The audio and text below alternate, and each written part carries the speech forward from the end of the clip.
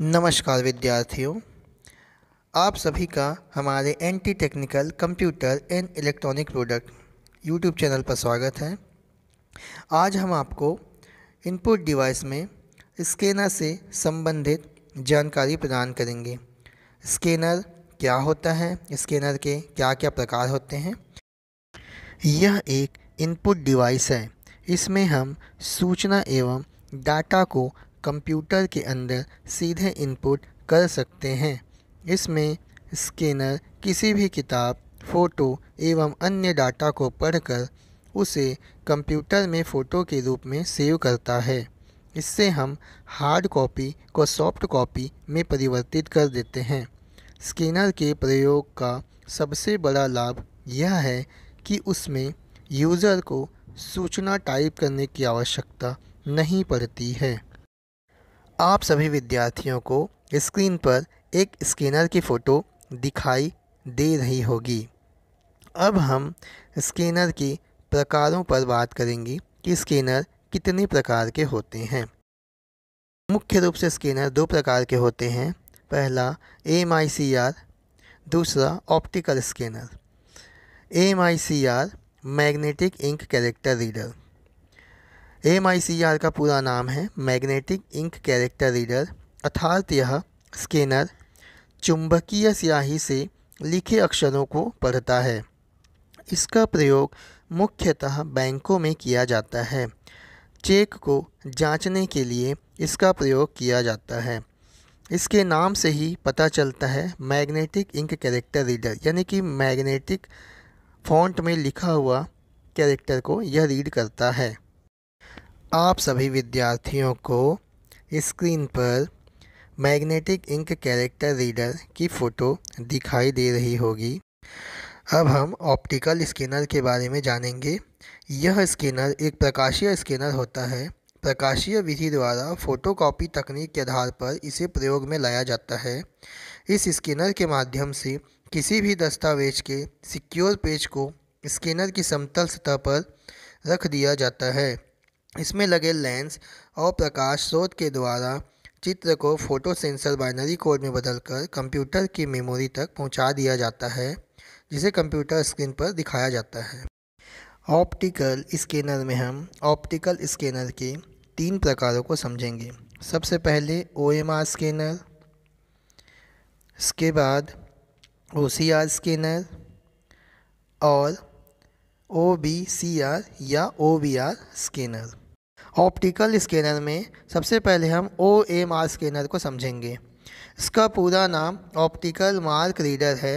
यह एक ऐसी डिवाइस है जो OMR शीट पर पेन या पेंसिल के चिन्ह की उपस्थिति को दर्शाता है। इसका प्रयोग कंपटीशन एग्ज़ाम की आंसर शीट को चेक करने के लिए किया जाता है। इसके प्रयोग से कम समय में सही परिणाम आ जाते हैं।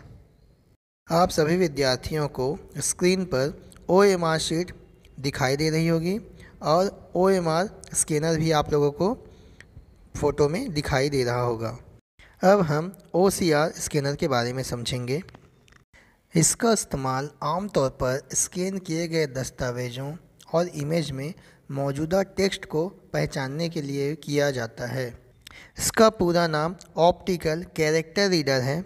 इससे पुराने से पुराने लिखे हुए लेख को प्रकाशीय विधि के द्वारा अक्षरों को पढ़ा जाता है।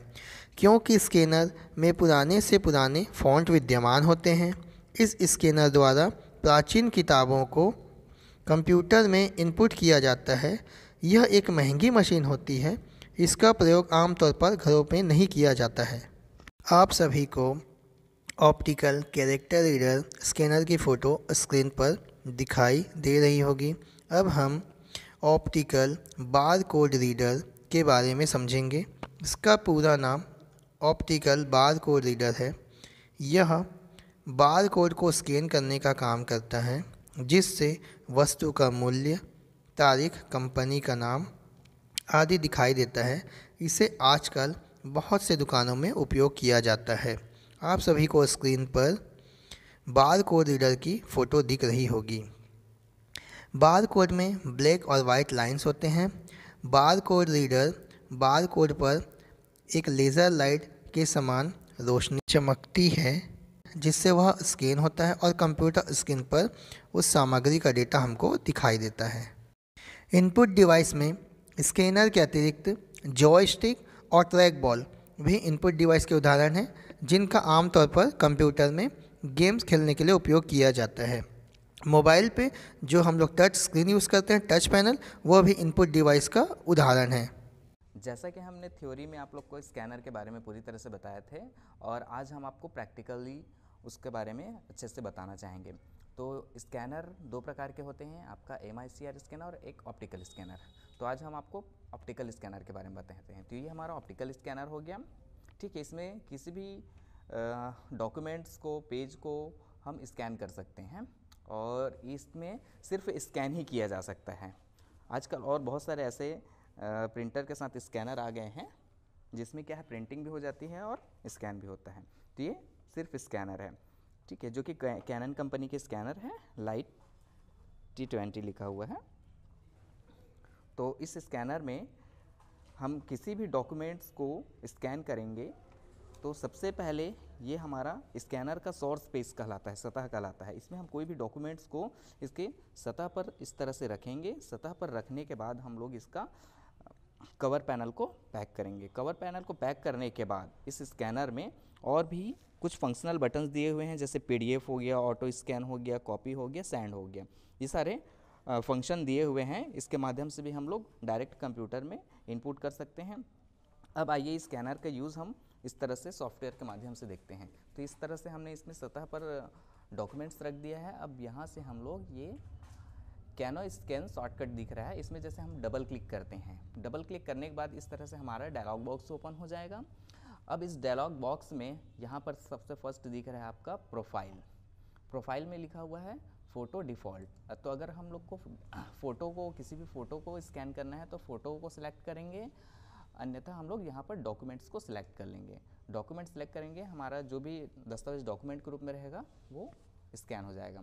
फिर यहाँ पर फ्लैट बेड इसको बाय डिफ़ॉल्ट रहने देते हैं। यहाँ पर ग्रे स्केल और black and white colour format, ये तीन क्या है, कलर फॉर्मेट दिए हुए हैं। हमें अगर कलर फॉर्मेट चाहिए तो हम इस तरह से कलर को सिलेक्ट कर लेंगे। प्लस इसके बाद यहाँ पर हमारा फाइल टाइप दिया हुआ है। अगर हम स्कैन करते हैं किसी भी डॉक्यूमेंट्स को तो वो क्या होता है, JPG फॉर्मेट में हमेशा स्कैन होता है डिफ़ॉल्ट रूप में।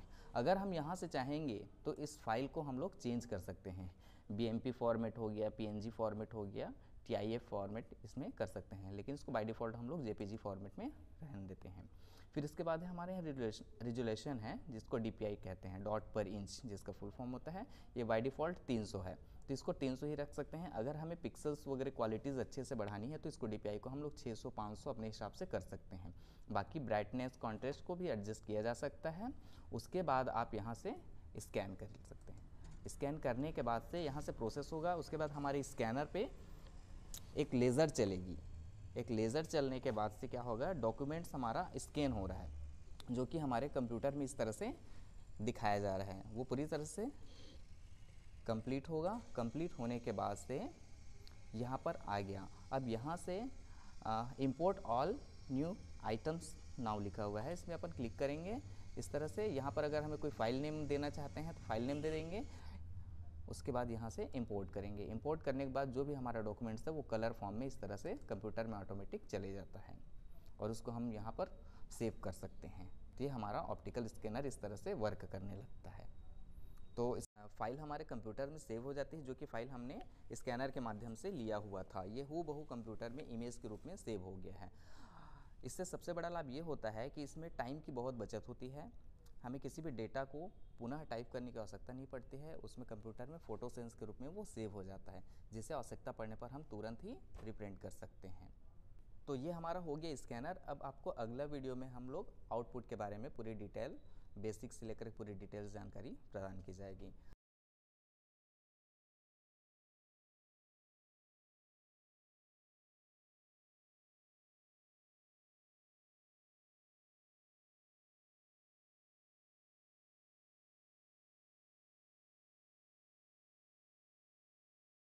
अब नेक्स्ट क्लास में हम आपको आउटपुट डिवाइस के बारे में जानकारी देंगे।